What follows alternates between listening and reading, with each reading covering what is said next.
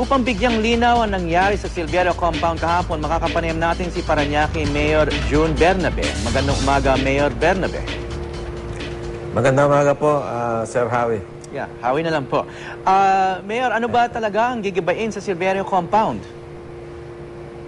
Ang ginaba po kahapon yung talipapa. So, Talipapa lang? hanggang dyan na lang po sa talipapa muna. Kasi first stage lang yon. Parang meron pang ibang gigibain sa compound. Yeah, merong demolition order dyan, ang korte, for the whole property. Dahil meron kaming programa na socialized housing, CMP, ipe-prepare muna namin yung paglilipatan na temporarily. Tapos pagka natayo na ho yung MRBs namin, yung medium rise buildings, saka po namin sila ibabalik. Okay. So habang hindi pa ho nag-uumpisa at natatapos yung aming hindi po na namin muna sila ililipat. So nasa anong hindi naman nagigiba. Mayor, nasa anong stage na yung paghahanda ng relocation site o yung mga lilipatan ng mga madi-displace? Well, meron na kaming lupa na yung pinaka-importante. Umalis na rin ho yung mga squatter na nandoon, napaalis na namin. At we're on our way to build the temporary housing for them. So, mga ilan ang kailangan i-relocate at saan po yung relocation site? Relocation site is in the next barrio, next barangay. Okay, malapit lang. Siguro, malapit lang, walking distance lang. Okay, kasi yung isang issue sa relocation na lalayo sa mga hanap buhay nila. So, anong populasyon po ng i-relocate? Siguro kukuha kami ng mga 120 families. And then we will construct the MRB on the site where they left. And then they will be temporarily housed doon sa aming lugar, sa aming temporary relocation center. Nakita po then it will be a process, so on and so forth. Mayor, nakita po ng publiko kahapon yung karahasang naganap, no? Meron bang early warning? Meron ba kayong indikasyon na posibleng mangyari yung karahasang naganap? Meron, kasi may intel report kami na mayroon mga barel, molotov, bato, bote na iniipon sila days before. So, ang usapan ng mga police, maximum tolerance. Nung nandun na po sila, nagpo-formation sila 200 meters away from Silverio Compound, sinugod daw sila ng mga taga-Silverio, di umano, na may daladalang bato, molotov. Talagang nakita niyo naman siguro sa video na talagang maximum tolerance ang ginawa nila.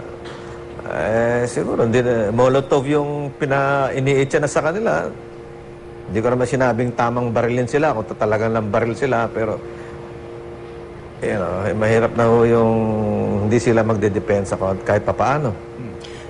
Mayor, hindi naman tama yung babarilin nila. Yeah, Mayor, nakita naman yung pamamato, no? Pero nakita rin ng viewers na pinapalo ng mga pulis yung mga arestado ng sibilyan o kahit yung mga sibilyan na hindi na mukhang agresibo. Self-defense pa ba yun? Opo, Tulad dito nakikita mga natin sa monitor ngayon. Opo. Yun po nakita ko rin. At binanggit ko rin po yan kay Hepe. Sabi naman ni Hepe na he will conduct a thorough investigation. Sinabi ni DILG Secretary Jessie Robredo kanina na sana magkakaroon pa ng pagpupulong na nauna lang po yung confrontation. Hindi kaya premature yung operation na i-demolish na yung talipapa? Hindi naman po. May demolition order naman po ang korte. So medyo ang tinanggal lang namin yung commercial center at saka yung talipapa na wala naman po nakatirang mga tao. So, hindi ho sila may istorbo. Hindi namin ginalaw at gagalawin yung mga houses habang hindi ho namin natatapos yung temporary relocation area. At we will go on with the project already. Yeah. And then finally, linawin lang yung kung sino may-ari po ng Silverio Compound. pamahalaan ba talaga o may commercial owner yan? Wala akong commercial owner. City government of Parañaque po may-ari niyan. Yan po ay naging may-ari through expropriation proceedings. At naisip po namin na nung araw pa, na solusyon nito sa dating may-ari, yung Magdiwang Realty, gusto na po silang i-demolish. So, i-expropriate namin. So, we will have control over the property. And then we can decide on the design for their housing project. At final question, Mayor, may naman bang desisyon kung sino mag-develop? May developer na ba kayong kinontrata para dyan? Wala po. Ang gagawa po niyan ay National Housing Authority. Ang maggagawa po ay in cooperation with iHome, ang dating Habitat for Humanity. Okay, maraming salamat, Mayor June Bernabe ng Parañaque City.